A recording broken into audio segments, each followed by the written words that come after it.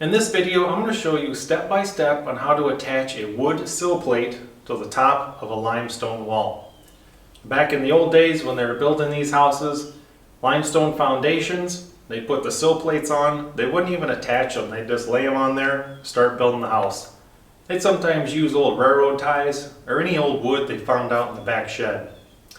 But in the modern day, when we're going to rebuild something, we want to do it right. So I just don't want to lay a sill plate on here and start putting new joists in and rebuilding this floor. I want it attached securely to the limestone. So follow along and I'm going to show you step by step on how to do so.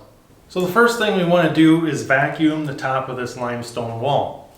Now you don't want to just stick a powerful vacuum right on top of the stone. It's going to suck up way too much stuff. This thing will suck up probably about 1-inch diameter stones. I just want to hold this about 1 inch above the stone. It's just going to suck up all the loose debris, and that's all that I want removed.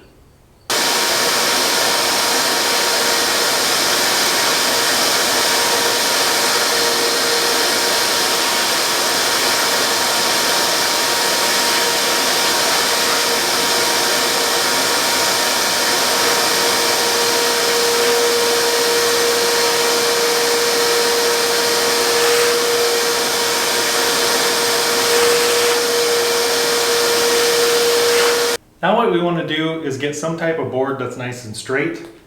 We're going to make it level, and then I'm just kind of going to look underneath it and see where my high spots are. And I'm just going to kind of chisel away at the high spots and get this as level as possible. Now this may take 3 or 4 tries over the next 30 minutes just to get this as level as possible before we start putting in the mortar. This is the actual sill plate I'm going to use. It's a 2 by 8 by 16 feet long. It's treated.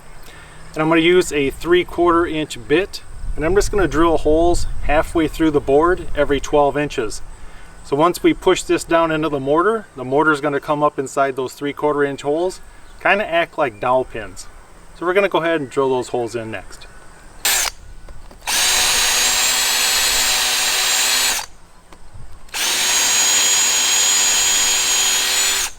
So your holes should look something like that. About 3/4 inch diameter, about halfway through your board. Now that you got all your holes drilled, next thing we're going to do is staple down some mesh screen. Now this is just kind of 1/4 inch square, like 22 gauge mesh screen. And we're going to staple this down to the board. And just let it overhang about 1 inch on each side. Now this is kind of a reinforcement. It allows that mortar to really embed. Just think about when you're pouring concrete. You're either going to use screen or rebar. This is basically what this mesh is doing. So we're going to go ahead and staple that down next.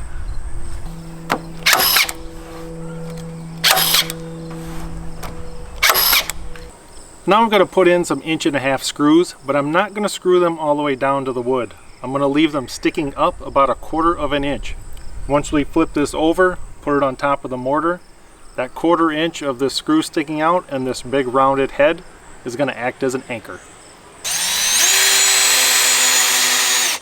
So now we're ready to mix the mortar. For limestone walls, you're going to use type N mortar. So we're going to add 1/2 gallon of concrete masonry bonding adhesive and 1/2 gallon of water. So 1 total gallon of liquid to 1 60-pound bag of mortar. Depending on where you're at, depending on how hot or how cold, how humid it is, you're going to have to tune that mix a little bit. You want this stuff kind of pliable, packable, kind of like if you're going to make a snowball. You want that type of consistency. So let's get it mixed up.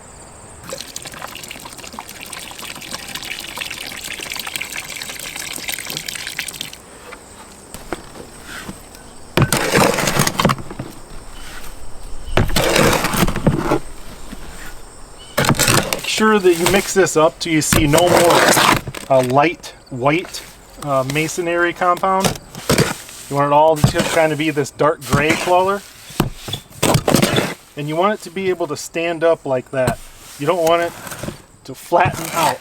So if I have too much water in here, you know, when you go to pile this up like this, it'll just flatten right out.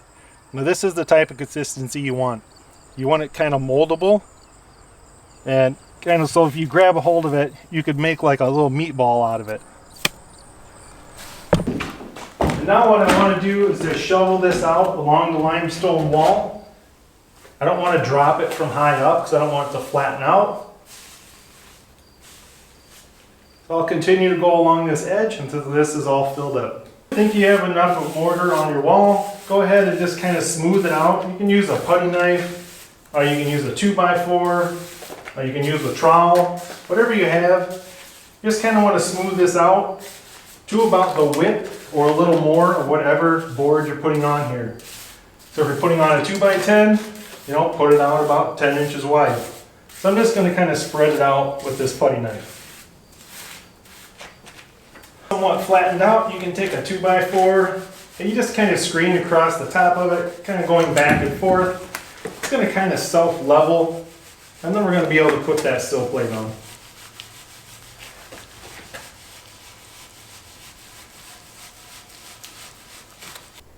And now go ahead and lay your sill plate in place.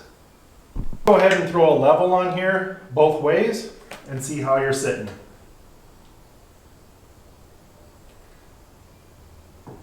I figured out is using 5-gallon buckets of water.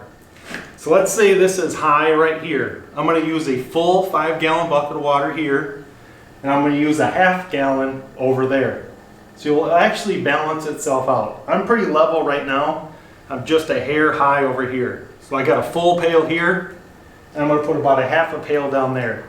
About every 6 feet, you're going to use some weight of some sort to hold this down. The front side of this 2x8, I'm going to sink some screws in, let them stick out about 3/4 of an inch, and I'm going to come along and mortar in at a 45-degree angle, and these screws are going to help anchor in that sill plate.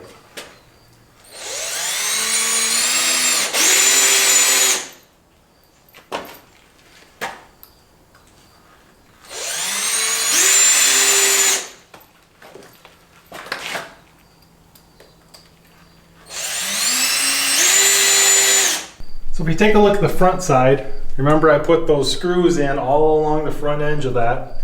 And then all I did is use up the last little bit of the mortar I had and just kind of put a little bit of a tapered edge on it.